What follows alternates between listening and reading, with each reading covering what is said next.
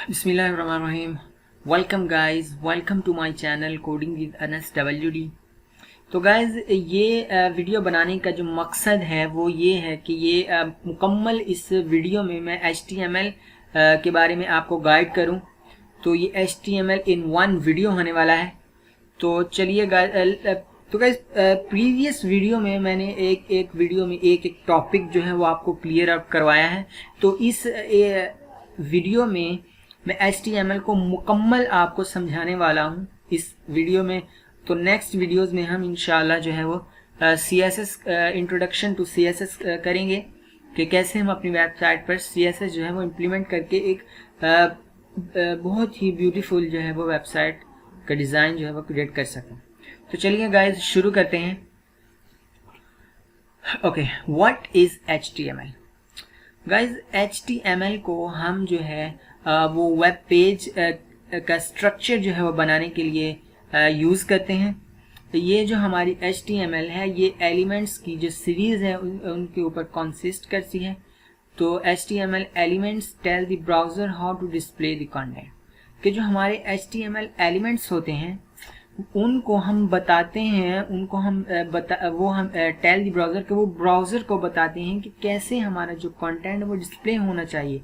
कि HTML में हम जो भी कुछ लिखेंगे या कुछ फॉर एग्जांपल हमने कुछ हेडिंग लिखी है या कुछ पैराग्राफ लिखा है तो हम उसको बता रहे हैं कि हम इस ब्राउज़र में हेडिंग लाना चाह रहे हैं या पैराग्राफ लाना चाह रहे हैं या लिंक लगाना चाहते हैं। तो एलिमेंट्स जो है वो लेबल पीसेस ऑफ कंटेंट, ये तो मैंने आपको अभी डिस्क्राइब किया कि ये हम हेडिंग लगा दें या पैराग्राफ लगा दें। तो हम एडिटर में लिखते हैं कि फॉर एग्जांपल हमने लिखा है कि तो क्या एग्जांपल के तौर पर मैंने एक एग्जांपल मैंने नीचे लिखी हुई है कि मैंने लिखा है कि दिस इज़ अ हेडिंग, कि ये हेडिंग है। एंड पैराग्राफ की जगह मैंने लिखा है दिस इज अ पैराग्राफ। तो गाइस ये H1 और P ये भी मैंने आपको बताऊंगा कि H1 और P मैंने यहाँ पर क्यों लिखा है। तो पहले हम ये HTML के इस स्ट्रक्चर को जो है वो एक्सप्लेन कर देता हूँ मैं। तो गाइस देखें, फर्स्ट ऑफ ऑल मैंने यहाँ पर डॉक टाइप HTML लिखा हुआ है, डॉक टाइप HTML। तो ये डॉक टाइप HTML लिखने का हमारा ये मकसद होता है कि ये हमें डिफाइन करता है कि ये जो हमारा डॉक्यूमेंट है ये HTML5 का डॉक्यूमेंट है। ये हमारा जो डॉक्यूमेंट है ये HTML5 का डॉक्यूमेंट है। उसके बाद हमारा आ जाता है HTML का tag, opening and closing tag. तो गाइस जो भी हम टैग यूज़ करते हैं उस ओपनिंग टैग उसका क्लोजिंग टैग भी होता है। तो HTML elements is the root element of the HTML page. ये जो हमारा HTML का एलिमेंट होता है या HTML के टैग भी आपको इसको बोल सकते हैं। तो ये देखिए, एक हमारा हो गया HTML का ओपनिंग एंड HTML क्लोजिंग। इस दोनों को हम एक HTML का टैग बोलते हैं, HTML टैग्स। अगर हम सिंपली एक की बात करें तो इसको हम बोलते हैं एलिमेंट्स।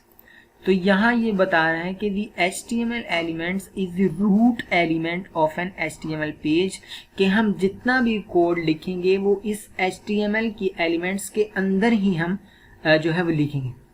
ओके, HTML के बाद HTML टैग के अंदर हमारा आ जाता है हेड का टैग, हेड का टैग, हेड का टैग। ओके गाइज, हेड का टैग हम क्यों यूज़ करते हैं? The head elements contains meta informations about the HTML page।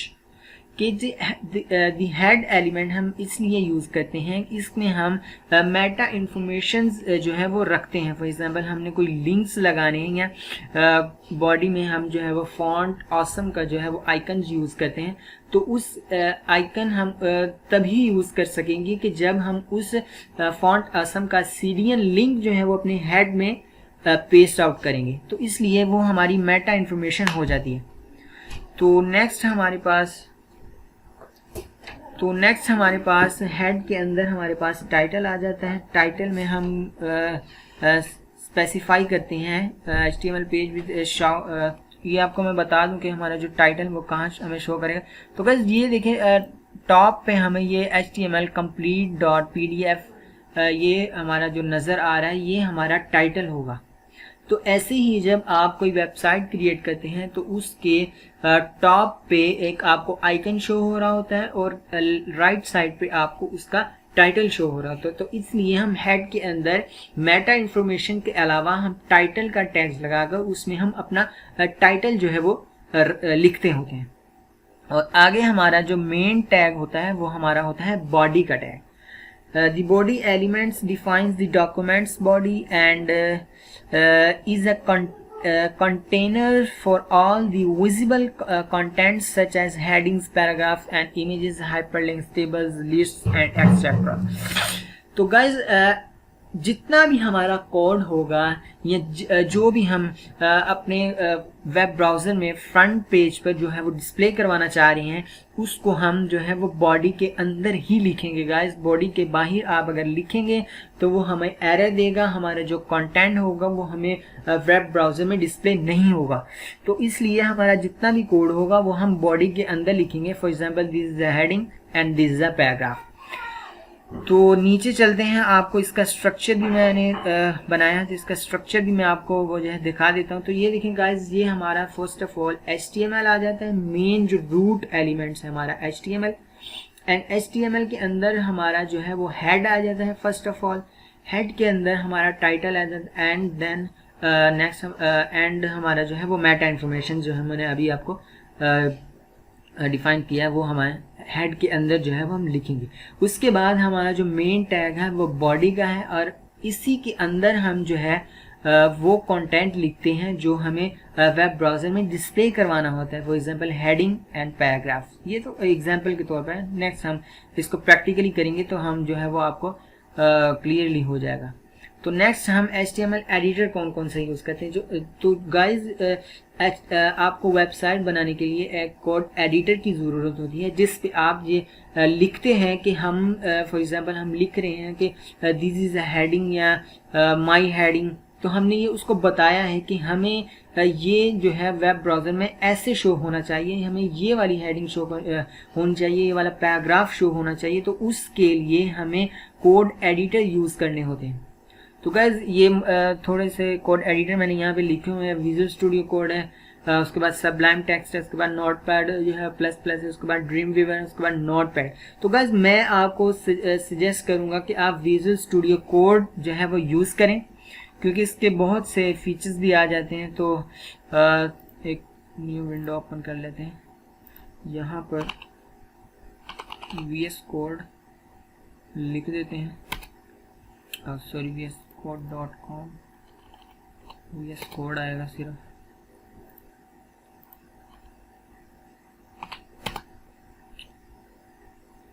Sorry guys, okay. तो आपको ये फर्स्ट वेबसाइट जो है वो codevisualstudio.com इस पर जाना होगा गाइस। तो जैसे ही आपकी ये वेबसाइट जो है वो ओपन हो जाती है तो यहाँ पर आपको डाउनलोड फॉर विंडोज़ के लिए मिलेगा, डाउनलोड फॉर मैक के लिए भी आप यूज़ करते हैं, लिनक्स के लिए भी यूज़ कर सकते हैं, लेकिन मैं विंडो यूज़र हूँ तो आपको सजेस्ट करूँगा कि आप विंडोज़ के लिए डाउनलोड करें। तो यहाँ पर आप डाउनलोड फॉर विंडोज़ करके आप यहाँ से डाउनलोड कर सकते हैं, क्योंकि मैंने ऑलरेडी डाउनलोड किया हुआ है तो मैं यहाँ से डाउनलोड नहीं करूँगा। तो कोड एडिटर आप जो है वो कर लेते हैं। तो गाइज कोड एडिटर जो है वो ओपन करने से पहले मैं आपको इसका फोल्डर स्ट्रक्चर आपको बता दूं कि कैसे आप फोल्डर बनाएंगे, उसको आप विजुअल स्टूडियो में ओपन करेंगे। तो फर्स्ट ऑफ ऑल आपको अपने पीसी में जाना होगा, बल्कि मैं इधर डेस्कटॉप पे बना लेता हूँ एक फ़ोल्डर। यूट्यूब के नाम से बना लिया मैंने फ़ोल्डर, इसको ओपन करता हूँ।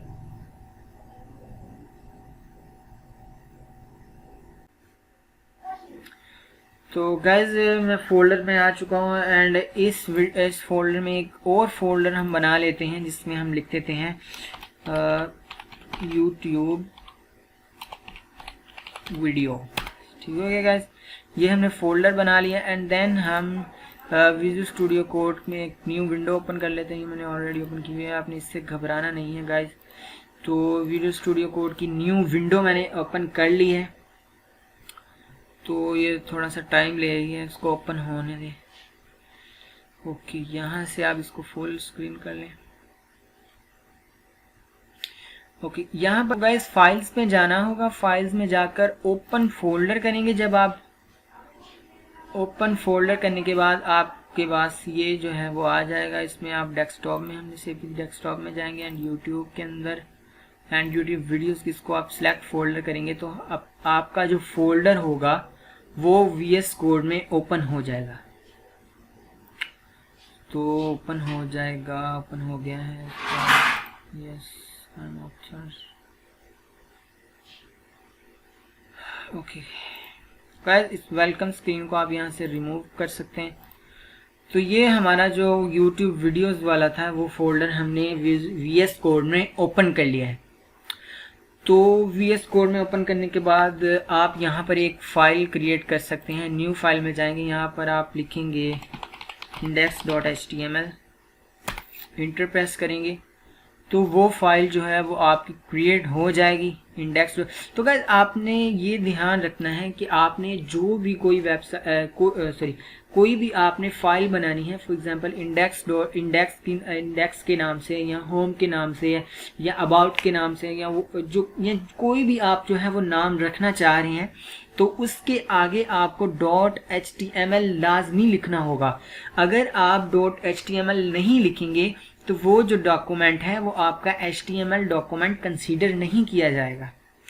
याद रखें कि जो भी आपने कोई फाइल बनानी है उसका कोई भी आप नाम रख सकते हैं। उस नाम रखने के बाद आपको .html जो है वो लाजमी लिखना होगा, लाजमी जो है आपको टाइप करना होगा। इसलिए जो आपका डॉक्यूमेंट्स है वो आपका HTML डॉक्यूमेंट कंसीडर किया जाएगा।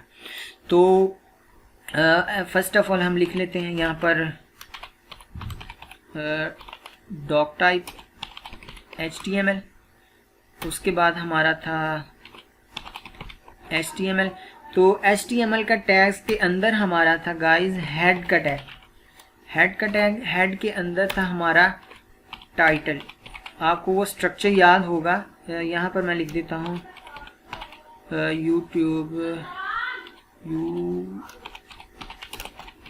YouTube first. ओके गाइस, और हेड के बाहर हमारा आ जाता था बॉडी।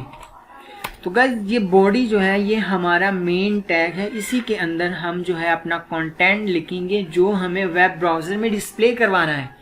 तो यहाँ पर मैं लिख देता हूँ फॉर एग्जांपल H1 का टैग, ये भी मैं आपको डिस्प्ले करूँगा कि H1 हमने क्यों लिखा है और P हमने क्यों लिखा है। H1 ये हमारा हेडिंग का टैग आ जाता है, लिख लेता हूँ this is heading. And next हमारा आ गया था P का टैग यहाँ पर लिख लेता हूँ दिस इज अ पैराग्राफ। तो गाइज आपको यहाँ पर अगर आपने कुछ यहाँ पर लिखा है तो उसके बाद आपको यहाँ पर सेव करना होगा। Ctrl+S आप प्रेस करेंगे, Ctrl+S प्रेस करने के बाद आपका जो डॉक्यूमेंट है वो सेव हो जाएगा। तो गाइज कैसे आप इसको अपने वेब ब्राउज़र में डिस्प्ले करवाना चाह रहे हैं कि कैसे हम अब वेब ब्राउज़र में ये शो करें, तो उसके लिए एक एक्सटेंशन मैं आपको यहाँ पे बता दे रहा हूँ कि यहाँ पर आप लिखेंगे एक्सटेंशन में लाइव सर्वर। तो इस एक्सटेंशन, ये फर्स्ट वाली एक्सटेंशन है गाइज, ये आप जो है वो इंस्टॉल कर लें। अगर आपने न्यू कोड एडिटर जो है विजुअल स्टूडियो कोड जो इंस्टॉल किया तो उसके बाद आप जो है वही इस एक्सटेंशन को आप इंस्टॉल कर लें अपने कोड एडिटर में। इसको इंस्टॉल करने का ये हमारा फ़ायदा होगा कि जब भी हम अपना कोड जो है लिख लिया है उसके बाद आपने यहाँ पर राइट क्लिक करके यहाँ पर आपको बॉटम में आप यहाँ पर देख रहे हैं कि ओपन विद लाइव सर्वर की हमारी जो ये है वो आ चुकी है। अब अगर आप इस पर क्लिक करेंगे तो इस पर क्लिक करेंगे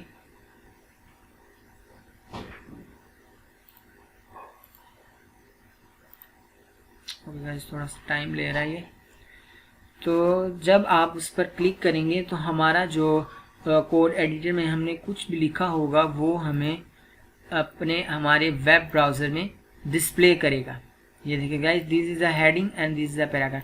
तो गाइज आप ये देख रहे हैं टॉप में हमें फर्स्ट यूट्यूब फर्स्ट के नाम से उस पर ऊपर टाइटल भी हमें शो हो रहा है, जो हमने टाइटल यहाँ पर लिखा था यूट्यूब फर्स्ट। तो ऐसे आप जो है टाइटल लगा सकते हैं, this is the heading and this is the paragraph. Okay guys, next देखते हैं कि हमारा कौन सा टॉपिक। ओके, तो गाइज HTML में जो हेडिंग्स आ जाती हैं हमारी, जैसे मैंने H1 यूज़ किया है, ऐसे ही हमारी हेडिंग्स हैं, ये हमें हमारी H6 तक जाती हैं गाइज। तो चलिए यूज़ करके देख लेते हैं प्रैक्टिकली ये कैसे होती हैं। तो इसको मैं यहाँ से रिमूव कर देता हूँ। H1 लिखते हैं first of all, H1 heading H2 heading H3 heading H4 heading. Guys आपको समझाने के लिए आप यहाँ पे कुछ भी लिख सकते हैं। हेडिंग सॉरी H5 था, मैंने H4 अभी लिख लिया।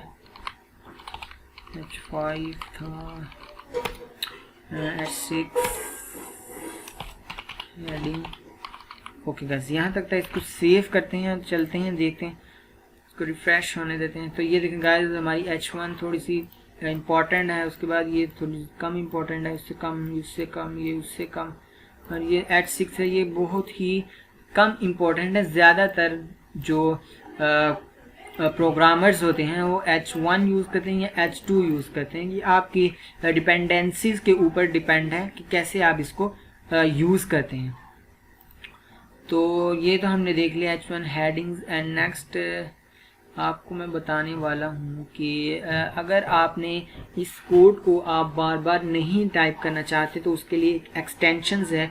वो उस एक्सटेंशंस, जितनी भी एक्सटेंशंस हैं जो आप जो है वो इंस्टॉल करेंगे, वो मैं डिस्क्रिप्शन में आपको प्रोवाइड कर दूंगा। आप वहाँ से जाकर कंट्रोल इसको मैं रिमूव करता हूँ एंड शिफ्ट नॉट आप प्रेस करेंगे तो फर्स्ट ऑफ ऑल इसको एंटर प्रेस करें तो ये देखिए हमारा जितना भी HTML का जो डॉक्यूमेंट्स है, HTML की जो हमें कोडिंग जो प्रोवाइड होनी थी गाइज, वो हमें जो है वो यहाँ पर ऑटोमेटिकली उसने प्रोवाइड कर दी है। तो ये एक एक्सटेंशंस इंस्टॉल करनी होती है। वो उस जितनी भी एक्सटेंशन जब आप विजुअल स्टूडियो कोड को न्यूली इंस्टॉल करेंगे तो उसको न्यूली जब आप VS कोड को इंस्टॉल करते हैं तो उसमें आपको कुछ एक्सटेंशन जो है वो इंस्टॉल करनी होती हैं। तो वो एक्सटेंशन जो है वो आपको मैं डिस्क्रिप्शन में उस लिंक डिस्क्रिप्शन में आपको प्रोवाइड कर दूंगा, वो आप जो है वो इंस्टॉल कर सकते हैं। तो इंस्टॉल करने के बाद आपको सिंपली शिफ्ट नॉट प्रेस करना है, वो ऑटोमेटिकली आपका जो कोड है HTML का .html वो हमारा ऑटोमेटिकली आ गया। तो गाइज ये देखिए मैंने आपको जो है वो एक्सप्लेन किया था कि हम हेड के अंदर जो अपनी मेटा इंफॉर्मेशंस रखते हैं। तो ये देखिए मेटा इंफॉर्मेशंस हमारी भी ऑटोमेटिकली आ गई हैं। तो ये देख लेते कि ये क्या क्या है।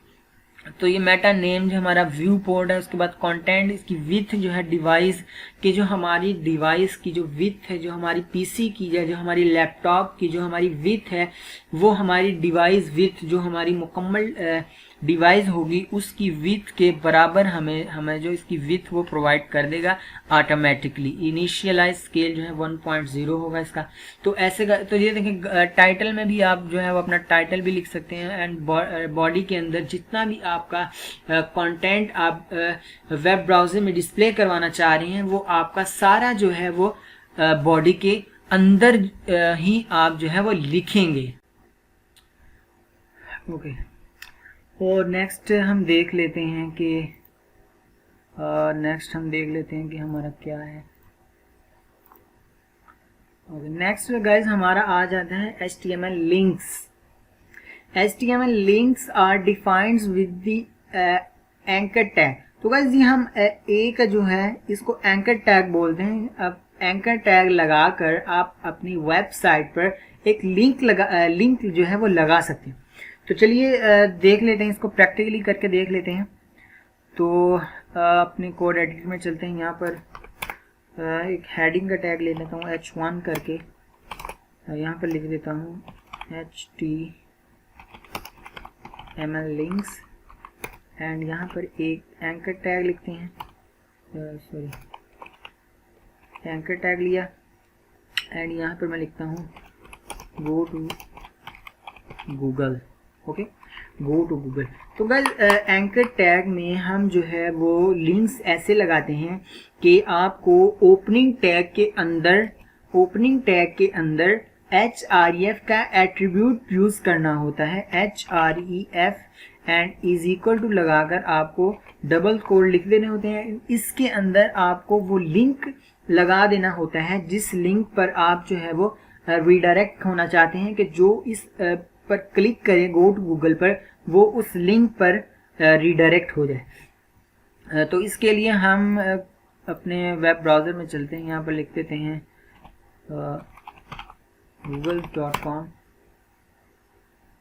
तो गूगल में आ गए।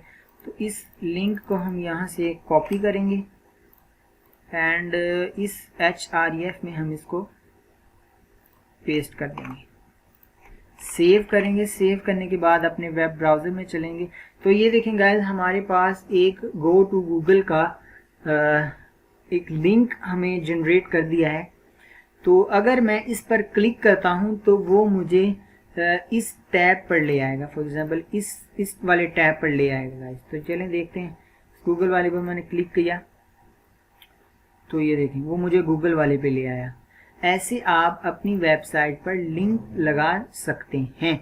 तो ये तो हो गया गाइस, आप लिंक लगा सकते हैं कि फॉर एग्जांपल आपने कोई वेबसाइट का लिंक आपने उठाकर लगा दिया। अगर आप अपनी वेबसाइट पर कोई फाइल्स आपने रखी हुई है, तो आपने कुछ एंकर टैग यूज़ किया है और आप ये चाह रही हैं कि मैं अगर इस बटन पर फॉर एग्जांपल आपने उसको नाम दे दिया, जैसे हमने यहाँ पर गो टू गूगल नाम दिया है, आप अबाउट पेज, अबाउट का नाम दे दें फॉर एग्जांपल, यहाँ कॉन्टैक्ट का नाम दे दें, या गैलरी, या जो भी आप उसका नाम देना चाह रहे हैं, उस पर आप कोई क्लिक करें तो वो आपकी उस फाइल पर रीडायरेक्ट हो जाए जो आपने क्रिएट की हुई है। तो चलिए देख लेते हैं। इस पर एक न्यू फाइल मैं क्रिएट कर लेता हूँ। यहाँ पर लिख देते हैं about.html। सेव किया। सेव करने के बाद शिफ्ट दबाकर यहाँ से आया, यहाँ पर मैं लिख देता हूँ h1 लिया, लिख देता हूँ अबाउट पेज। सेव किया एंड यहाँ पर अब मैं चाहता हूँ कि इसको मैं यहाँ से रिमूव कर देता हूँ गाइस, और यहाँ से इसको भी रिमूव कर देते हैं। यहाँ पर मैं लिख देता हूँ go to about page.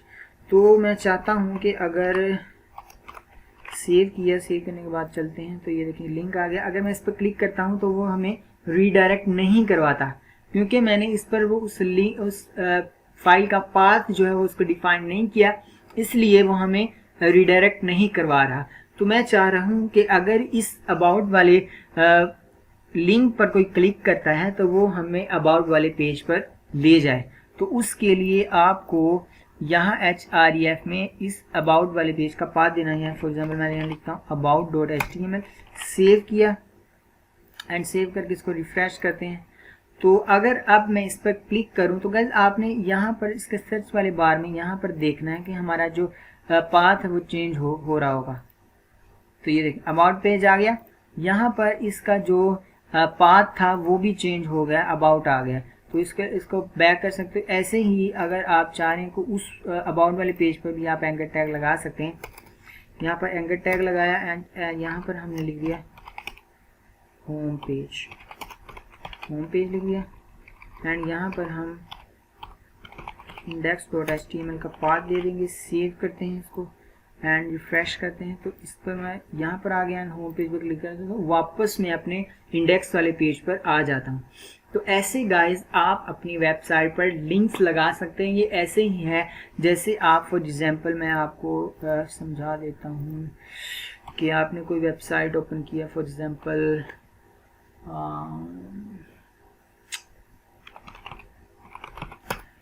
ebay.com की आपने कोई वेबसाइट ओपन किया है, आपको जस्ट समझाने के लिए। तो गाइज ये देखें यहाँ पर हमें home, save, electronics and fashion, health and beauty, तो यहाँ पर इसने लिस्ट्स लगाई हैं, फॉर एग्जांपल लिखा हुआ है यहाँ पर हमें ये शो हो रहे हैं बटन।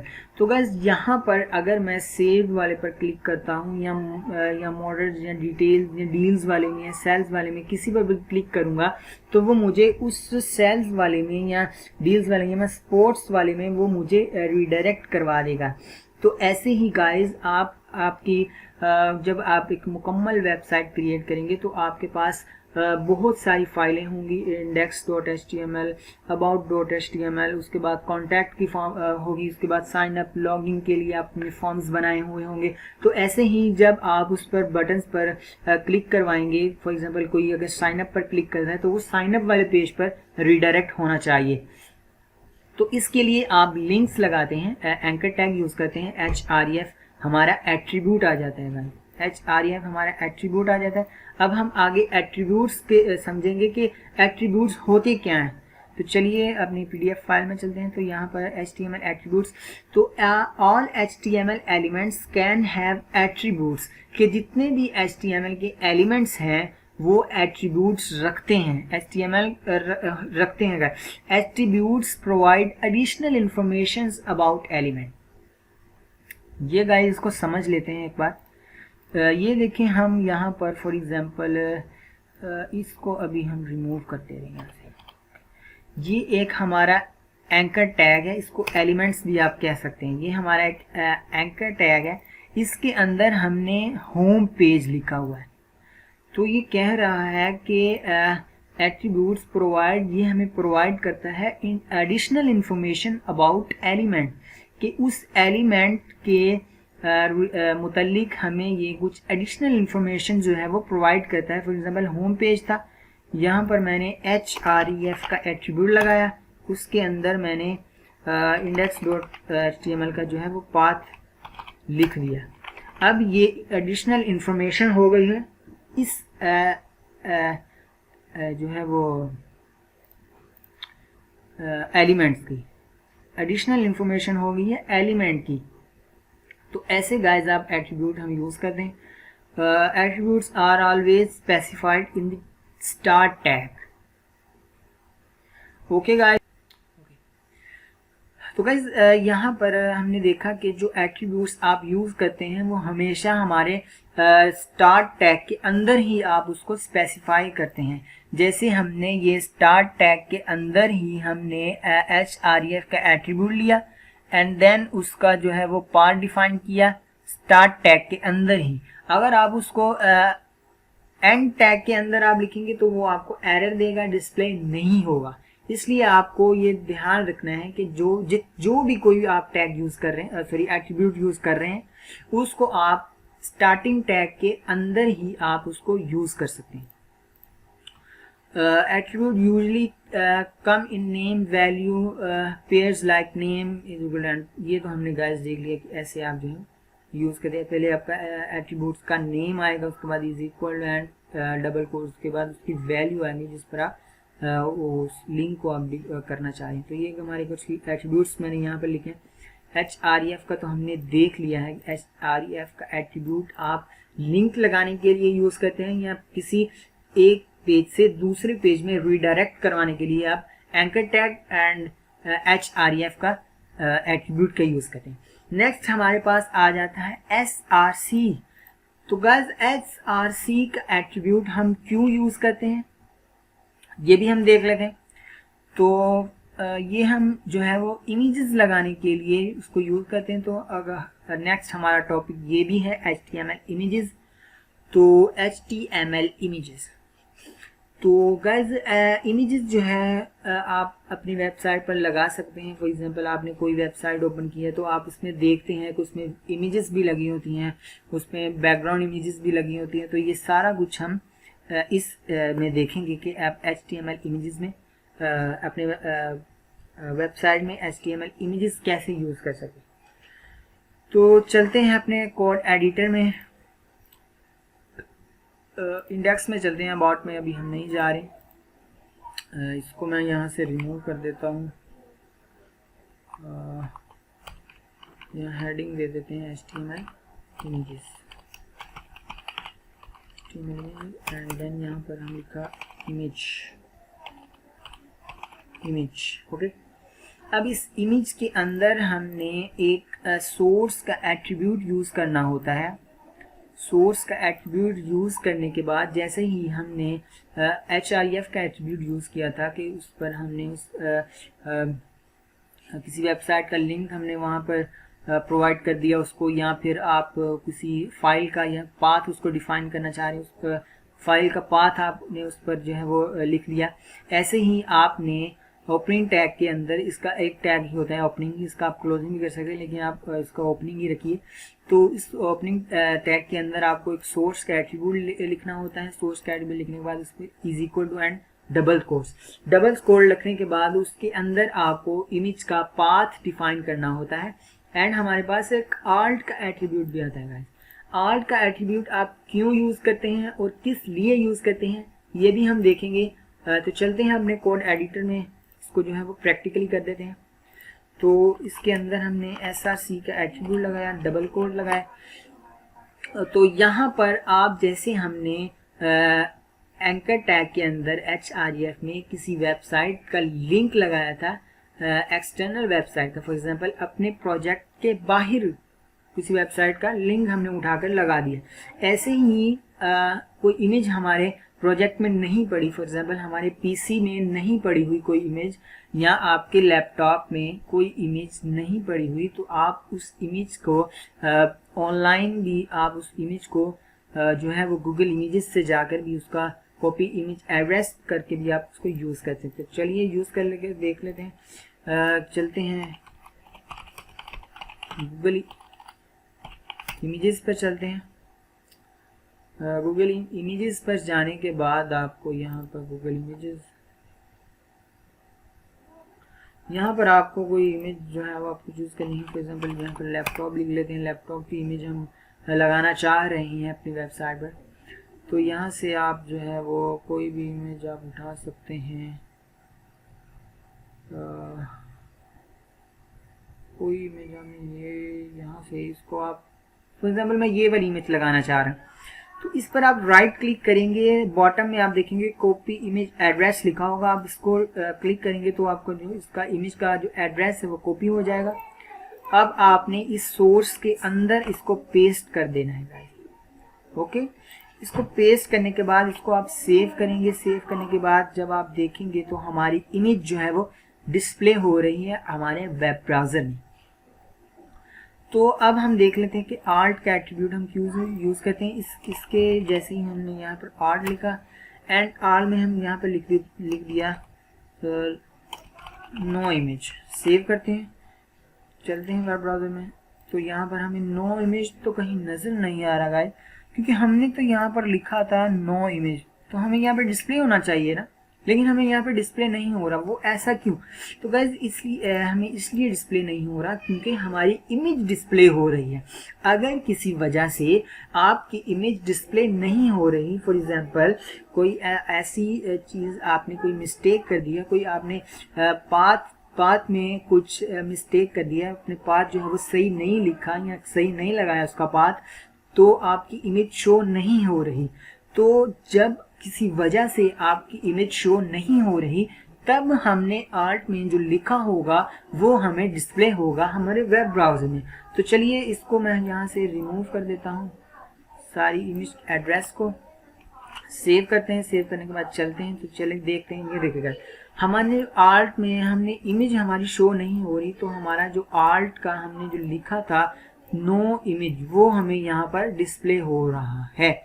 ऐसे ही हम जो है वो आल्ट का एट्रीब्यूट का यूज़ करते हैं, या अब आप इसको यूज़ कर सकते हैं, लेकिन मोस्टली हम इसको यूज़ नहीं भी करते। लेकिन जस्ट समझाने के लिए मैंने आपको आल्ट का एट्रीब्यूट यहाँ पर मैंने यूज़ कर दिया है। तो ऐसे गाइस आप जो है वो ऑनलाइन कोई इमेज का एड्रेस कॉपी करके भी इमेज को यूज़ कर सकते हैं अपनी वेबसाइट में। ओके, ये तो हमने देख लिया कि कैसे आप ऑनलाइन जो है वो इमेज का कॉपी एड्रेस करके आप अपनी वेबसाइट में इमेज डिस्प्ले करवा सकते हैं। तो अगर वही इमेज आपके पीसी या लैपटॉप में पड़ी हो तो वो आप उसको कैसे जो है वो डिस्प्ले करवा सकते हैं।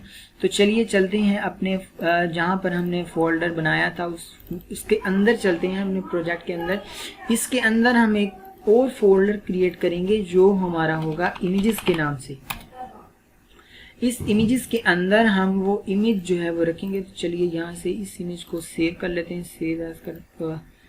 सेव इमेज एज किया था हमने, सेव करके हम डेस्कटॉप पर चलते हैं। डेस्कटॉप पर यूट्यूब वाला है, यूट्यूब वीडियोस आ गया, इमेजेस आ गया। यहाँ पर इसको हम लैपटॉप के नाम से सेव करेंगे। तो गाइस ये देखिए हमारी जो इमेज है वो .jpg के नाम से हमारी जो सेव हुई है। ये आप यहाँ से ध्यान रख सकते हैं कि हमारी .png के नाम से भी सेव हो सकती है, .jpeg के नाम से भी सेव हो सकती है, लेकिन हमारी जो है वो jpg के नाम से शो हुई है।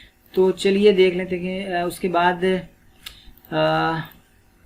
इमेजेस का फोल्डर आ गया हमारे पास। उसके बाद हमारे पास एक इमेज आ गई लैपटॉप की। तो इसको आप यहाँ से रिमूव कर दें, इस पाथ को। तो अब हम हमारे फोल्डर में, हमारे प्रोजेक्ट में एक इमेज पड़ी है, हम उसको जो है वो लगाना चाहते हैं। तो उसके लिए आपको / लगानी होगी। हमारा इमेजेस का फोल्डर आ गया, इसके क्लिक करना होगा एंड देन हमारे पास जो इमेज आई है उसको आप यहाँ पर सेलेक्ट करके आप जहाँ से लगा सकते हैं। उसके बाद इसको सेव करेंगे। सेव करने के बाद चलते हैं वेब ब्राउज़र में। तो ये देखिए हमारी जो इमेज है वो यहाँ डिस्प्ले हो रही है। तो ऐसे गाइस यहाँ पर हमारे 10 इमेजेस भी हो सकती हैं। फॉर एग्जांपल यहाँ पर 50 इमेजेस भी हो सकती हैं। वो आपकी वेबसाइट के ऊपर डिपेंड करता है कि आप अपनी वेबसाइट पर कितनी इमेज जो है वो लगा रहे हैं। तो ऐसे ही आप उसको सिलेक्ट करके आप जो है वो इमेज जो है लगा सकते हैं। तो नेक्स्ट हम जो है चलते हैं अब तो गाइस ये हमारा विड्थ और हाइट का भी एक एट्रीब्यूट होता है। विड्थ और हाइट भी आप यूज़ कर सकते हैं। फॉर एग्जांपल मैं चाह रहा हूँ कि इस इमेज की जो है वो यहाँ से विड्थ 50% हो, हाइट थोड़ी ज़्यादा हो। तो उसके लिए हम यहाँ पर इसके सोर्स एट्रीब्यूट के बाहर आकर यहाँ पर हम लिखेंगे विड्थ हमने लिख दी इसकी 40% एंड ऐसे ही आप इसकी हाइट भी दे सकते हैं। हाइट भी इसको दे दी 30%। ओके 30% सेव करते हैं। सेव करने के बाद चलते हैं। तो ये देखें गाइस हमारी जो इमेज है उसका साइज थोड़ा इंक्रीज कर गया है, इसकी हाइट भी इंक्रीज हो गई है और इसकी विड्थ भी हमारी इंक्रीज हो गई है। तो ऐसे आप जो है वो अपनी वेबसाइट पर इमेजेस लगा सकते हैं। तो गाइस चलिए देख लेते हैं कि आप अपनी वेबसाइट पर बैकग्राउंड इमेज अगर लगानी हो। फॉर एग्जाम्पल मैंने यहाँ पर ये टेक्स्ट लिखा है, ठीक है। मैं चाहता हूँ कि ये जो मैंने HTML इमेज लिखा है ये मेरी इस वेबसाइट ये मेरी इमेज के अंदर जो है वो आए। HTML इमेज ये वाला जो टेक्स्ट है वो इस इमेज के अंदर आए। इसके लिए हम जो है वो बैकग्राउंड इमेज लगाएंगे। उसके बैकग्राउंड इमेज लगाने के बाद हम इस टेक्स्ट को इसके अंदर जो है वो लिख सकते हैं, अदरवाइज नहीं लिख सकते। तो चलिए देख लेते हैं। नेक्स्ट देख लेते हैं क्या है हमारा। ओके हम पहले बैकग्राउंड इमेज के बारे में जान लेते हैं थोड़ा सा। तो बैकग्राउंड इमेज गाइस हमारा ये एक क्या उसे कहते हैं, ये हमारी CSS की क्लासेस हैं बैकग्राउंड इमेज। तो पहले हम सोर्स को यहाँ से रिमूव कर देते हैं। यहाँ पर एक स्टाइल का एट्रीब्यूट भी आता है हमारा, ये हमारा CSS के लिए यूज़ होता है गाइस कि अगर आप अपनी वेबसाइट पर CSS लगाना चाह रहे हैं या आप चाहते हैं कि तो चलिए यहाँ पर मैं थोड़ा सा आपको करके दिखा देता हूँ। इस ओपनिंग टैग के अंदर हम स्टाइल का एट्रीब्यूट लगाया एंड इसके अंदर मैंने यहाँ लिख दिया कलर, इसका कर दो ब्लू। सेव करता हूँ, चलते हैं। तो ये देखिए गाइस इसका जो कलर है वो ब्लू हो चुका है। ऐसे आप जो स्टाइल का एट्रीब्यूट है वो आप स्टाइलिंग करने के लिए यूज़ करते हैं। तो इसके अंदर हम बैकग्राउंड इमेज की बात करें तो यहाँ पर मैं लिख लेता हूँ बैकग्राउंड इमेज एंड नेक्स्ट हमारा आता है URL। यहाँ पर आप उसका पाथ देंगे /images एंड दिस। सेव करते हैं। सेव करने के बाद चलते हैं तो देखते हैं। ओके हमारी इमेज नहीं आ रही तो इसको ओपन विद लाइसर और अगेन कर लेते हैं।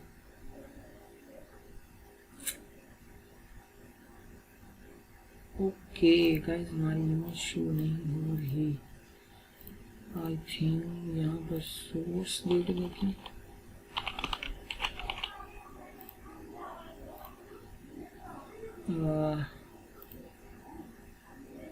I think my mistake guys, my mistake. Save करते हैं. Why are my image not show?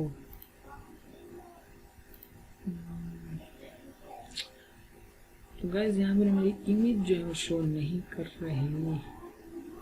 अगर हम इसको कमेंट कर दें यहाँ से, कमेंट करने के बाद यहाँ पर एक डिव लेते हैं. डिव के अंदर हम फॉर एग्जाम्पल स्टाइल यहाँ पर बैकग्राउंड इमेज लगाते हैं and URL slash images and ये सेव करते हैं. Why we image not show? तो वही इसका मैं देख लेता हूँ एक बार. तो गाइज हमारी इमेज जो है वो डिस्प्ले नहीं हो रही, तो उसके लिए आपको जो है वो हाइट में थोड़ी चेंजिंग करनी होती है. इसको हाइट हम दे देते हैं 70 VH.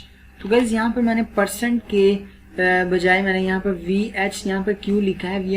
VH मैंने इसलिए लिखा है क्योंकि हमने हेड के अंदर जो मेटा इंफॉर्मेशन हमने लिखी हुई है उसके अंदर हमने व्यू पोर्ट लिखा हुआ है. तो व्यू पोर्ट हम इसलिए यहाँ पर लिखते हैं कि हम व्यू पोर्ट हाइट यूज़ करते हैं. आप व्यू पोर्ट विड्थ भी यूज़ कर सकते हैं. तो परसेंटेज की बजाय आप जो है वो हाइट जो है वो आप व्यू पोर्ट हाइट देकर ही आप उसको डिफाइन करें. तो उसके लिए हम चलते हैं. तो ये देखें गाइस हमारी जो है थोड़ी सी कुछ इमेज जो है वो डिस्प्ले हो रही है. तो 70 की बजाय हम यहाँ पर 100 कर लेते हैं. सेव करने के बाद चलते हैं. तो ये देखें थोड़ी आ गई. ओके गाइस हमारी ये 2 इमेजेस आ रही हैं. इसको थोड़ी CSS हम इसकी कर लेते हैं. तो इसको मैं यहाँ से कमेंट कर देता हूँ एंड यहाँ पर हम एक डिवीजन लेंगे.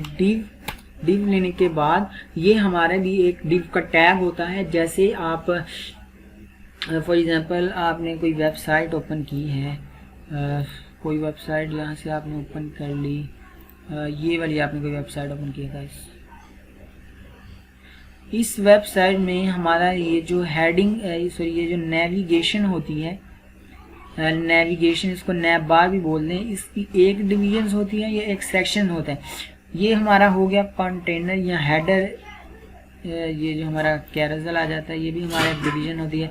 एंड नेक्स्ट ये भी हमारी एक डिवीजन होगी. ये भी इस सब को हम एक डिवीजन्स के अंदर जो है वो रखते हैं, डिफाइन करते हैं. एंड डिवीजन के बाद हमारा एक क्लास का एट्रीब्यूट होता है. एंड क्लास के एट्रीब्यूट के अंदर हम एक स्पेसिफिक एक वैल्यू स्पेसिफाई करते हैं कि जो वैल्यू को हम एज स्टाइल के अंदर एक्सटर्नल CSS या इंटरनल CSS जब हम करना चाहें तब हम मैं आपको बताऊंगा कि एक्सटर्नल CSS क्या होती है, इंटरनल CSS क्या होती है. तो गाइस हमारी जो इंटरनल CSS होती है वो CSS जो जैसे हमने ये H1 के अंदर स्टाइल का एट्रीब्यूट लगाकर कलर दे दिया उसको ब्लू, ये हमारी होगी internal CSS.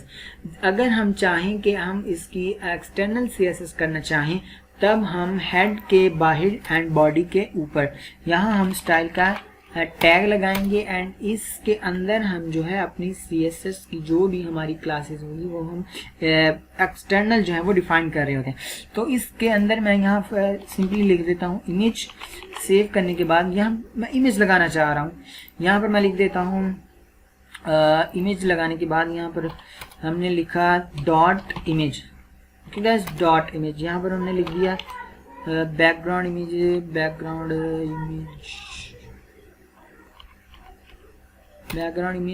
URL / image and this and इसकी हाइट हम दे देते हैं, सॉरी इसकी हाइट दे दी हमने 50 view port height and width इसकी हमने दे दी 50%। ओके, सेव करते हैं। तो ये देखेंगे हमारी जो इमेज है वो ऐसे डिस्प्ले हो रही है। तो अगर हमारी जो इमेज है वो काफ़ी 2-3 बार भी हमें डिस्प्ले हो रही है, तो हम चाह रहे हैं कि हमारी जो इमेज है वो एक रिपीट ना हो हमारी इमेज। तो उसके लिए एक क्लास हम यूज़ करते हैं, बैकग्राउंड रिपीट को जाकर हम नो रिपीट करेंगे एंड देखेंगे हमारी जो इमेज है वो नो रिपीट, कि हमें जो इसको जो है वो रिपीट नहीं होगी हमारी जो इमेज है।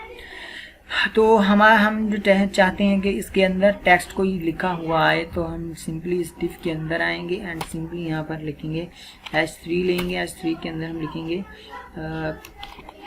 Inside the image. सेव करते हैं। सेव करने के बाद चलते हैं, तो ये देखें इनसाइड द इमेज हमारे जो टेक्स्ट है वो आ रहा है। फॉर एग्जाम्पल इसका मैं कलर चेंज करना चाह रहा हूँ। तो गाइज ये एक समझने की बात है। यहाँ पर मैं लिखता हूँ H3, तो यहाँ पर मैंने डॉट क्यों नहीं लिखा गाइस?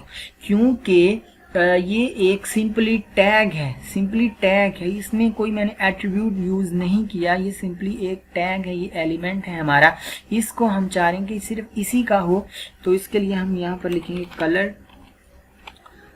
कलर हम इसको रखना चाह रहे हैं कि जब नज़र आए हम ब्लू ही रख देते हैं। सेव करते हैं। सेव करने के बाद चलते हैं, तो देखते हैं हमारा जो टेक्स्ट इमेज है वो ब्लू हो गया। इसलिए हमने जो क्लास के एट्रीब्यूट लगाकर कोई वैल्यू, उसको स्पेसिफिक कोई वैल्यू असाइन की हो, उसी को हम डॉट इमेज या डॉट कुछ भी आप जो यहाँ पर लिखा होगा वही आप लगाकर आप उसको डिफाइन कर सकते हैं। अगर आपने सिंपली एक टैग लगाया है, कोई एलिमेंट लगाया है, फॉर एग्जांपल आपने सिंपल एक इमेज लिख दिया या सिंपल आपने कुछ लिख दिया है, तो आप यहाँ पर अगर फॉर एग्जांपल मैं यहाँ पर क्लास नहीं लिखता, यहाँ क्लास का एट्रीब्यूट नहीं लिखता, यहाँ पर ये कुछ भी ना होता, सिंपली हमारा जो डिव होता, तो मैं यहाँ पर डॉट इमेज करने की बजाय मैं यहाँ पर डिव सिंपली डिव करता विदाउट डॉट। तो ऐसे आप डॉट और विदाउट डॉट आप ऐसे यूज़ कर सकते हो। तो अगर मैं यहाँ पर डॉट लगाऊं तो हमारा यहाँ पर कुछ डिस्प्ले यानी कि इस पर कोई भी इफेक्ट नहीं होगा। तो ऐसे आप अपनी वेबसाइट पर बैकग्राउंड इमेज लगा सकते हैं गाइज। तो ये तो हमारा हो गया HTML इमेजेस के बारे में। नेक्स्ट हम चाहते हैं, ये भी हमने देख लिया, उसके बाद सोर्स एट्रीब्यूट का भी देख लिया, उसके बाद हम आ जाते हैं क्लास एट्रीब्यूट। तो ये देखिए गाइज, क्लास एट्रीब्यूट का भी हमने अभी देखा है कि कैसे आप जो है अपनी वेबसाइट पर क्लास एट्रीब्यूट यूज़ कर सकते हैं। सिंपली यहाँ पर उसने जो है वो दो डिविजन्स ली हुई हैं, उनको सेम क्लासेस जो है वो डिफाइन की हुई हैं। तो यहाँ पर उसने पेरिस लिख दिया, यहाँ पर टोक्यो लिख दिया, उसके बाद कुछ इसमें पैराग्राफ लिखा हुआ है, उसमें उसने सिंपली एक ही बार जो है वो सिटी लिखा, उसको बैकग्राउंड कलर दे दिया, उसके बाद कलर दे दिया, उसके बाद बॉर्डर, उसके बाद मार्जिन पैडिंग दे दी। तो गाइस मार्जिन पैडिंग भी हम देखेंगे जब हम CSS में जाएंगे। मार्जिन पैडिंग में आपको जो है वो एक्सप्लेनेशन, इसकी डीपली एक्सप्लेनेशन पर हम जाएंगे। अभी हम इसके बारे में बात नहीं कर रहे हैं, तो अभी हम सिर्फ जो है वो बेसिक्स HTML के एट्रीब्यूट्स और इसके बारे में हम बात करें। तो नेक्स्ट में चलते हैं। हमारी एग्जांपल के तौर पर ये भी मैंने देख लिया, ये भी हमने देख लिया। उसके बाद बैकग्राउंड इमेज का भी हमने देख लिया है, कैसे वेबसाइट पर बैकग्राउंड इमेज लगा सकते हैं। तो अब हम आते हैं अपने HTML टेबल्स में, कैसे आप अपनी वेबसाइट में HTML टेबल्स लगा सकते हैं। ओके गाइज, फॉर एग्जांपल आपने कोई वेबसाइट, यूनिवर्सिटीज़ की वेबसाइट में चले जाएं या आप कोई कॉलेज की वेबसाइट में चले जाएं, तो यहाँ आप कोई अपने एम्प्लॉयर्स का डाटा, आप उनकी इंफॉर्मेशन, उनके कॉन्टैक्ट, उनकी नेम एंड उनका जो है वो कुछ भी उनकी पर्सनल इंफॉर्मेशन आप रखना चाहते हैं, तो वो आप एज अ टेबल जो है वो रखते हैं। तो उसके लिए कैसे आप अपनी वेबसाइट पर टेबल्स जो है वो बना सकते हैं, कैसे आप जो है वो टेबल जनरेट कर सकते हैं, तो ये हम सीखेंगे। HTML tables allow web developer to arrange data in row and column। कि जो वेब डेवलपर होता है वो टेबल्स में आपका जो डाटा होता है वो उनको रो एंड कॉलम्स में डिफाइन करता है। तो गाइस रो एंड कॉलम्स में फॉर एग्जांपल ये हमारी एक रो होती है एंड ऊपर से टॉप से बॉटम हमारी ये हमारा जो है वो कॉलम हो जाता है। तो ऐसे जो वेब डेवलपर होता है वो आपका जो डाटा होता है वो अरेंज करता है इनटू रोज एंड कॉलम्स। तो चलिए हम ये देख लेते हैं। तो TR का जो हमारा टैग है ये हमारा टेबल रो, यानी कि टेबल रो में हम डिफाइन करते हैं। टेबल रो में हमारा आ जाएगा कंपनी कौन सी है, contact number and country, and then एक और टेबल रो आएगी हमारी, उसके अंदर हम अपना टेबल डाटा यानी कि टेबल TD, ये टेबल डाटा यानी कि इस टेबल का इस टेबल हेडिंग का जो हमारा टेबल डाटा होगा उसको इस कंपनी के नीचे हमने ये लिख दिया अल्फ्रेड ये वाली, और इसके बाद कॉन्टैक्ट में हमने ये लिख दिया, उसके बाद कंट्री हमने ये जर्मनी लिख दिया। तो इसके इस तरह आप जो है वो टेबल जनरेट कर सकते हैं। तो चलिए इसको प्रैक्टिकली करके देखते हैं। ओके, तो चलिए गाइस HTML टेबल्स को हम प्रैक्टिकली करके देख लेते हैं। फर्स्ट ऑफ ऑल मैं यहाँ पर H1 हेडिंग ले लेता हूँ HTML टेबल्स के नाम से, एंड यहाँ पर मैं टेबल का टैग लूँगा। इनसाइड टेबल में टेबल रो डिफाइन करूँगा एंड टेबल रो के अंदर हम लिखेंगे टेबल हेडिंग मैंने लिख दिया name, and again table heading लेंगे, उसके अंदर हम लिखेंगे कंट्री एंड कुछ भी आप लिख सकते हैं गाइस, मैं जस्ट आपको समझाने के लिए यहाँ पर लिख रहा हूँ, सिटी लिख दिया। एंड अगेन TR लेंगे, नेक्स्ट हम इसकी टेबल TD डिफाइन करेंगे, एंड इसके अंदर नेम हमने लिख दिया अली। अगेन टेबल डाटा लेंगे, इसके अंदर हमने लिख दिया पाकिस्तान, एंड अगेन TD हम लेंगे, इसके अंदर हम लिखेंगे Faisalabad, and again table row एक और होगी, इसके बाद हमारा टेबल डेटा हमारा होगा जी सामा, अगेन TD हमारा कंट्री इसकी आ जाएगी जी USA, एंड नेम इसका आ जाएगा जी सॉरी सिटी इसकी आ जाएगी बेंगलोर, कुछ भी आप लिख सकते हैं। सेव किया, सेव करने के बाद चलते हैं। तो ये देखिए गाइस हमारा जो आ रहा है कुछ ऐसा नज़र आ रहा है। हम चाहते हैं कि इसका जो है पैडिंग भी आ जाए इसमें। तो अब मैं गाइस आपको थोड़ी सी पैडिंग और मार्जिन का थोड़ा सा बताऊंगा। इसके अंदर हम TD एंड टेबल हेडिंग को डिफाइन कर लेते हैं। फर्स्ट ऑफ ऑल इसको बॉर्डर दे देते हैं जी 1 पिक्सल सॉलिड ब्लैक दे देते हैं, सॉरी सॉलिड ब्लैक दे दिया हमने। तो ये देखिए हमारा कुछ इस तरह से आ गया इसकी। उसके बाद इसको टेक्स्ट लाइन लेफ्ट कर देते हैं, टेक्स्ट लाइन लेफ्ट कर दिया, उसके बाद ऐसा लेफ्ट में आ गया। उसके बाद इसको जो है वो पैडिंग देख देते हैं, पैडिंग इसकी आ गई 20 पिक्सल्स कर लेते हैं, ये आ गया। हम चाहते हैं कि 20 पिक्सल्स 10 पिक्सल्स है, ये देखिए 10 पिक्सल्स हमारा जो है वो टॉप और बॉटम में जो है वो टारगेट करता है। जो हमारा 20 पिक्सल है ये लेफ्ट और राइट में हमारा जो है टारगेट करेगा। तो हम देख रहे हैं कि हमारी जो यहाँ पर है ये थोड़ी सी स्पेस है, हम चाह रहे हैं कि इसको स्पेस को थोड़ा सा ख़त्म कर दें। तो हम टेबल में आएंगे, टेबल को हम यहाँ पर सॉरी मिस्टेक, टेबल को हम यहाँ पर बॉर्डर कोलैप्स करके है, कोलैप्स कर देंगे, एंड इसकी जो विड्थ है हम इसको कर देते हैं 100%। सेव करके चेक करते हैं तो ये देखिए गाइस हमारा कुछ इस तरह का लेआउट है। उसको वो अंदर से भी वो रिमूव हो, उसके 2-3 और टेबल हेडिंग ले लेते हैं, सॉरी टेबल डाटा हम 2-3 और ले लेते हैं, पेस्ट एंड सेव करते हैं। तो हमारा कुछ ऐसा नज़र आ रहा है गाइस। नेम में हमारे नेम्स आ गए, कंट्रीज़ में हमारी कंट्रीज़, एंड सिटीज़ में हमारी सिटीज़ जो है वो डिफाइन हुई। तो अगर हम चाहते हैं कि इसके जो सेकंड रो है इसका कलर चेंज हो, एंड एक रो छोड़कर नेक्स्ट रो में इसका कलर चेंज हो, तो उसके लिए आपको यहाँ पर सिंपली क्या करना होगा, TR जो है कॉलन, यहाँ पर आपको लिखना होगा nth चाइल्ड, एंड इसके अंदर आपको लिखना होगा इवन। लिखने के बाद इसको आपका यहाँ पर इसका बैकग्राउंड कलर सेलेक्ट करें, बैकग्राउंड कलर आप इसको रख लें HDDT। ओके, सेव करते हैं। तो ये देखेंगे गाइस हमारा कुछ ऐसा जो है वो बहुत ही ब्यूटीफुल हमें जो है नज़र आ रहा है। तो अगर आप इसको हॉवर इफेक्ट भी कर सकते हैं, फॉर एग्जांपल यहाँ पर ये जो आपको नज़र आ रहे हैं, अगर आप इस पर क्लिक करें तो हॉवर हो जाए, तो इसके लिए आपको यहाँ पर TR हॉवर करना होगा। हॉवर करने के बाद यहाँ पर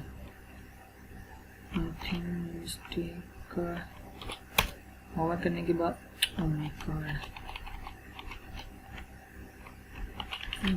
हॉवर का भी देख लेते हैं। इसके लिए आपको यहाँ पर सॉरी कलर खत्म कर दिया है, यहाँ पर आपको TR एंड ओवर एंड इसका बैकग्राउंड कलर आप जो है वो चेंज कर सकते हैं।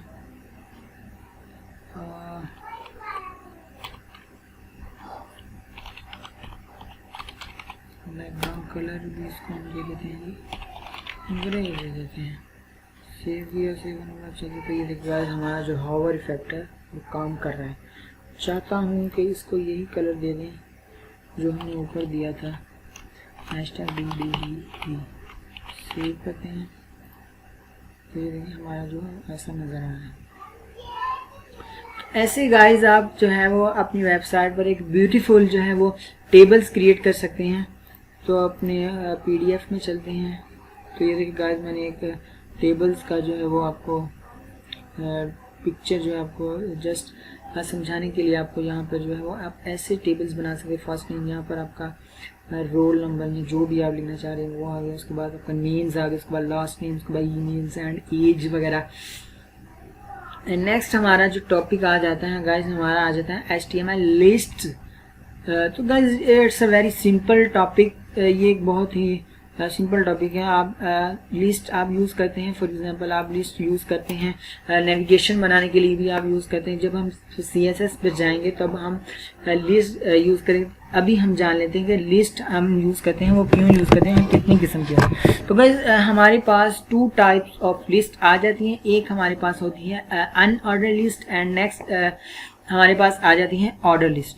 तो अनऑर्डर लिस्ट को आप सिंपली ULs डिफाइन करते हैं। ULs के अंदर हम LI करते हैं लिस्ट आइटम, एंड इसके अंदर आपको लिखना होता है लिस्ट में जहाँ कुछ भी आपने लिख दिया, अनदर आपने लिख दिया जी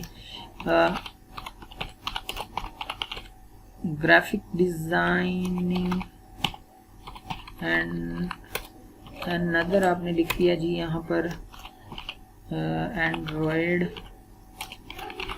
डेवलपर, एंड नेक्स्ट आपने लिख दिया जी LI सॉफ्टवेयर डेवलपर।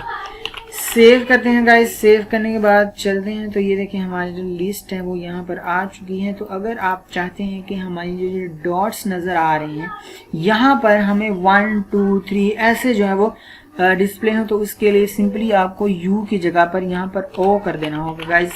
ये हमारी कहलाती है ऑर्डर लिस्ट। तो इसको सेव करने के बाद चलते हैं, तो ये देखिए गाइस 1 2 3 4 यहाँ जितने भी आपकी लिस्ट में होंगे वो आप यहाँ पर डिस्प्ले करवा सकते हैं। तो नेक्स्ट गाइस हम देखते हैं कि हम नेक्स्ट हमारा जो टॉपिक है वो है HTML फॉर्म्स। तो गाइस ये हमारा लास्ट टॉपिक है और ये बहुत ही हमारा इम्पॉर्टेंट टॉपिक है कि कैसे आप अपनी वेबसाइट पर फॉर्म्स लगा सकते हैं। साइन अप फॉर्म्स या लॉगिन फॉर्म या कॉन्टैक्ट फॉर्म, जो भी आप फॉर्म्स लगाना चाह रहे हो कैसे आप अपनी वेबसाइट पर फॉर्म्स लगा सकते हैं, तो ये भी हम देखेंगे। ओके गाइज, हम देखते हैं कि कैसे आप अपनी वेबसाइट पर फॉर्म्स लगा सकते हैं।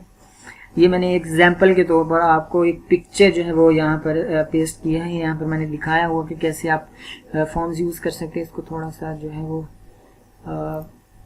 स्क्रीन है थोड़ी बड़ी करके मैं आपको दिखा दूँ। तो भाई ये देखिए हमारे पास एक होता है फर्स्ट नेम में हमारे पास इनपुट्स होती हैं जहां हम अपनी इंफॉर्मेशन जो है वो लिख कर जो है वो सेंड आउट करती हैं, सबमिट जो भी है साइन अप करते हैं।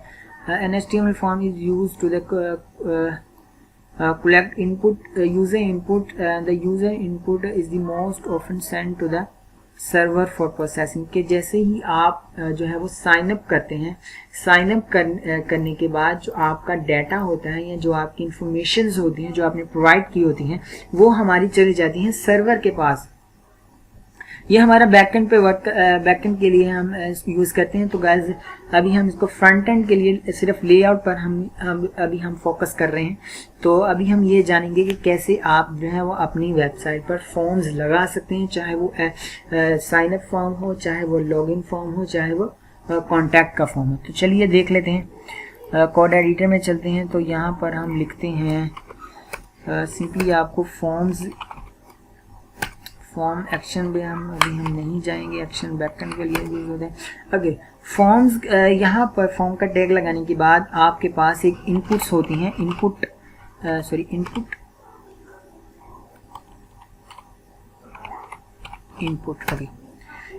टाइप हमारी टेक्स्ट भी हो सकती है। इनपुट टाइप अगर आप बटन लगाना चाह रहे हैं तो हमारी इनपुट टाइप सबमिट भी हो सकती है।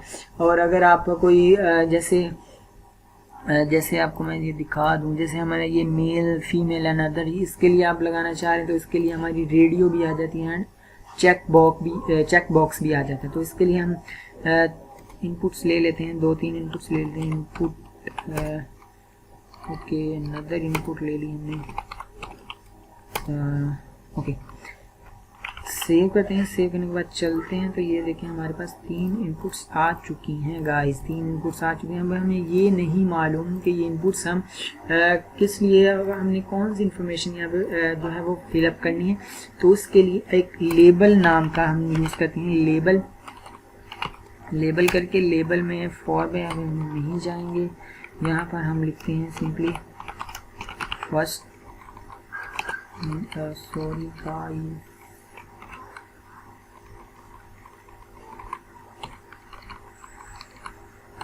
फर्स्ट नेम एंड यहाँ पर हमने लिख दिया लेबल को यहाँ से रिमूव कर देते हैं।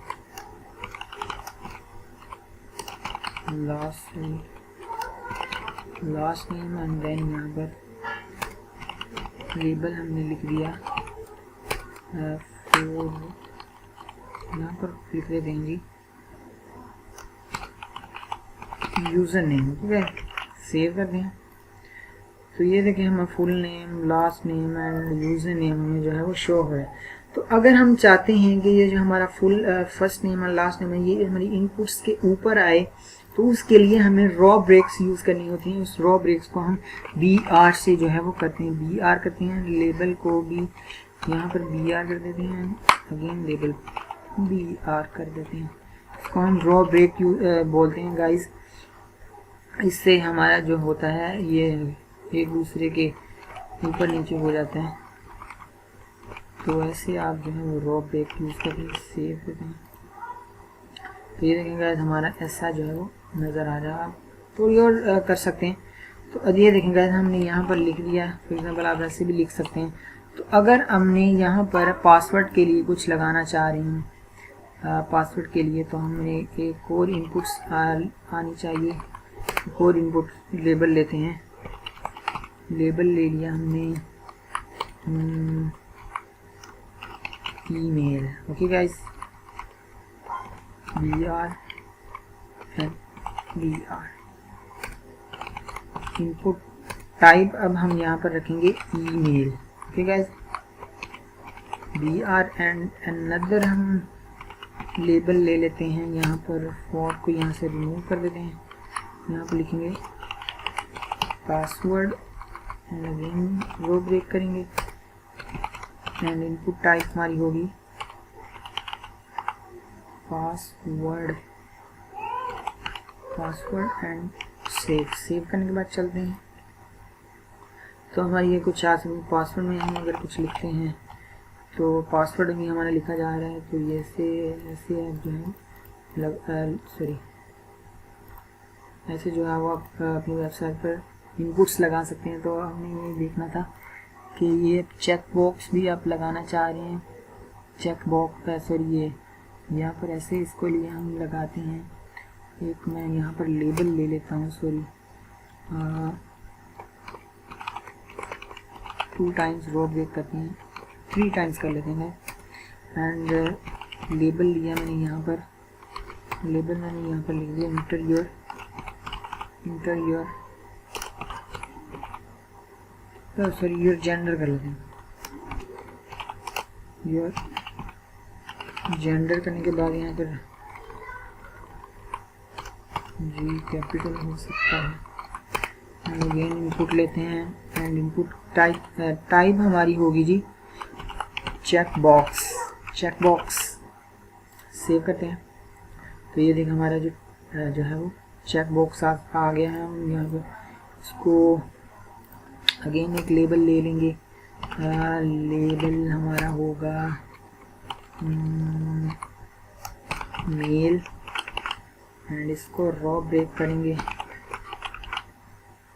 देखते हैं। तो ये हमारा मेल आ गया, मेल सॉरी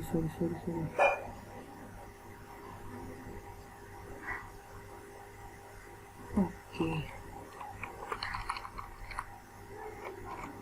रो ब्रेक करते हैं। तो हमारा ये मेल जो है वो नीचे आ गया।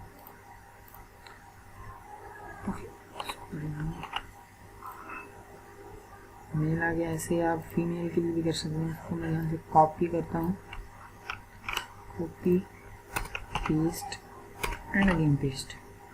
यहाँ पर हम लिखेंगे फीमेल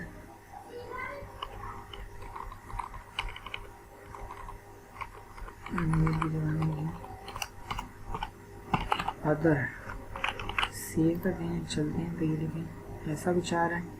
अगर आप चाहते हैं कि ये टिक ना हो, में रेडियो बटन्स चाहिए, तो इसके लिए आप चेक बॉक्स की जगह आप रेडियो कर सकते हैं, radio and copy paste save करते हैं। तो हमारा ये चेक बटन जो है वो यहाँ से ऐसे जो है हमारा आ चुका है। ये देखें ऐसे जो है वो आप चेक बॉक्स और जो है वो रेडियो बटन जो है वो लगा सकते हैं अपनी वेबसाइट। तो ये तो हमने सीख लिया कि ऐसे आप जो है इनपुट्स लगा सकते हैं, लेबल्स लगा सकते हैं, ये लगा सकते हैं।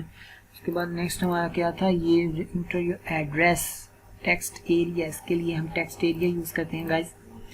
तो यहाँ पर हम रेडियो के नीचे रो ब्रेक कर लेते हैं 2 टाइम्स और 3 टाइम्स, जो भी आप जितनी बार भी आप करना चाहते हैं 3 टाइम्स कर लेते हैं। एंड यहाँ पर एक लेबल टैग आएगा। लेबल टैग के अंदर हम यहाँ पर लिखेंगे इंटर योर एड्रेस एंड यहाँ पर हमारे पास टेक्स्ट एरिया आ जाता है। टेक्स्ट एरिया सेव करते हैं। सेव करने के बाद देखते हैं तो ये देखिए हमारा जो है टेक्स्ट एरिया आ चुका है।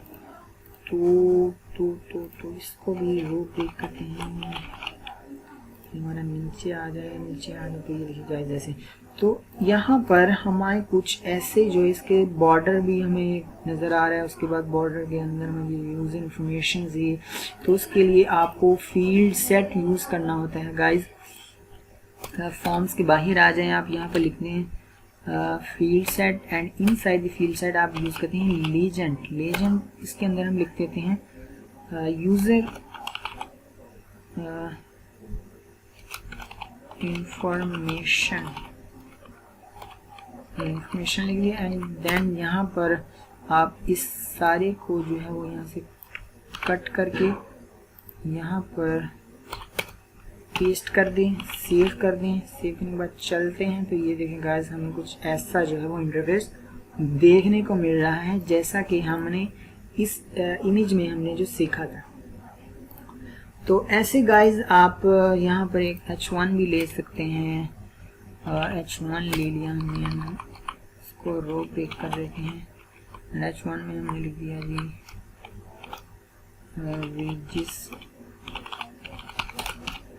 रजिस्ट्रेशन फॉर्म, सेव किया तो ये देखिए हमारा इसके अंदर रजिस्ट्रेशन फॉर्म भी आ चुका है।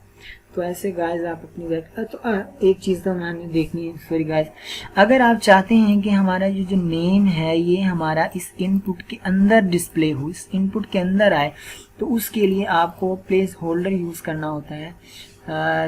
इनपुट्स कहाँ गई हमारी, inputs, input okay, place holder use करना होता है। यहाँ पर आप लिख सकते हैं फर्स्ट नेम एंड इस लेबल को हम यहाँ से हटा देते हैं। ओके गाइस, सेव करते हैं तो वो हमारा जो है वो इस इनपुट के अंदर आ चुका है। ऐसे ही हम सारे सब में इम्प्लीमेंट कर देते हैं। तो यहाँ से कमेंट कर देता हूँ, लास्ट कॉपी लिया, उसके अंदर प्लेस होल्डर पेस्ट किया एंड कमेंट,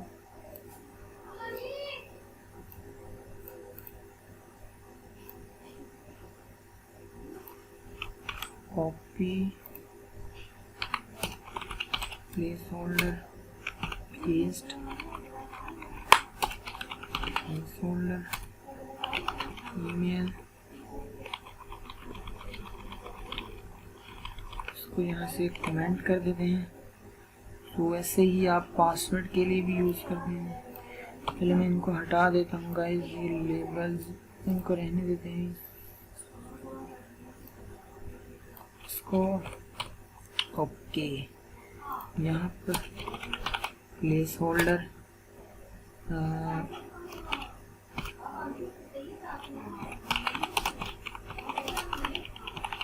योर एड्रेस आ गया गाइस। पासवर्ड में हम लिख लेते हैं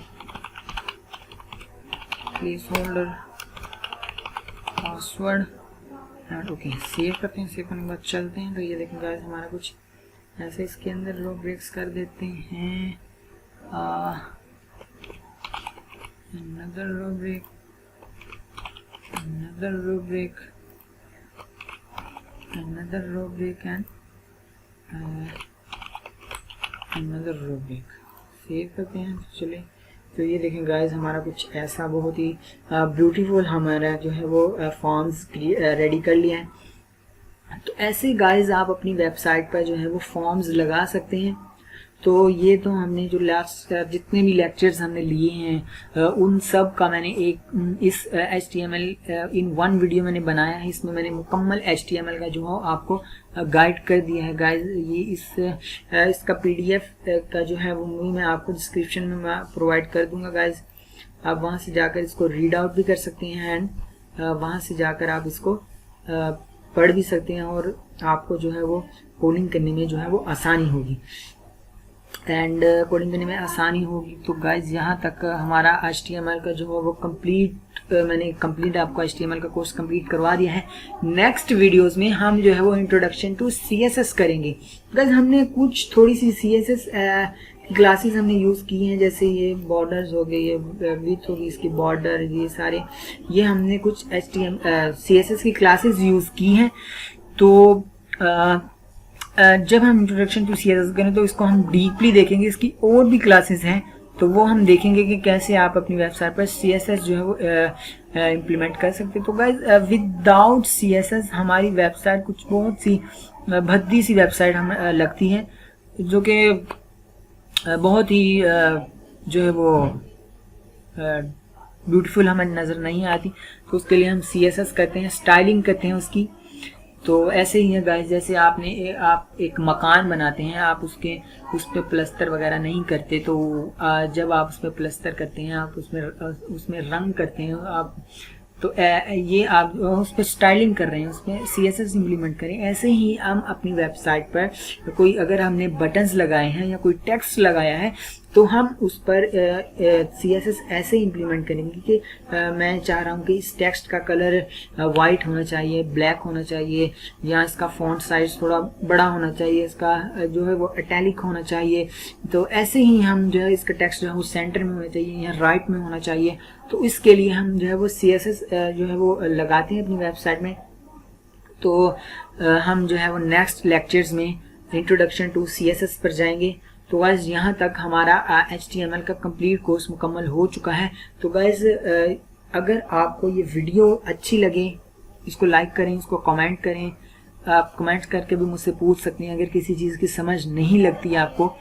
तो इसका लिंक भी मैं आपको डिस्क्रिप्शन में, जो भी मैंने यहाँ पर बोला है कि, तो वो आपको मैं डिस्क्रिप्शन में प्रोवाइड कर दूँगा। तो अगर आपने मेरी वो प्लेलिस्ट वाली वीडियो नहीं देखी तो उसका प्लेलिस्ट का लिंक भी मैं आपको आई के बटन में आपको प्रोवाइड कर दूंगा, आप वहाँ से जाकर भी देख सकते हैं। तो guys thank you very much to watching this video. तो नेक्स्ट वीडियो में हम जो है वो इंट्रोडक्शन टू CSS करेंगे। तो गाइज अगर आप मेरे चैनल पर नए हैं तो इसको सब्सक्राइब कर लें, ताकि मेरे आने वाली जितनी भी वीडियो है उसकी अपडेट जो है वो आपको मिलती रहे और आप जो है वो अपडेट में रहें। तो आप ये हमने वेब डेवलपमेंट की सीरीज़ शुरू की है, तो फॉर बिगनर्स एंड स्क्रैच से, तो आप जो है वो स्टार्ट से चीज़ें जो है वो सीखें। तो चलिए गाइज मिलते हैं नेक्स्ट वीडियो में। अल्लाह हाफिज़।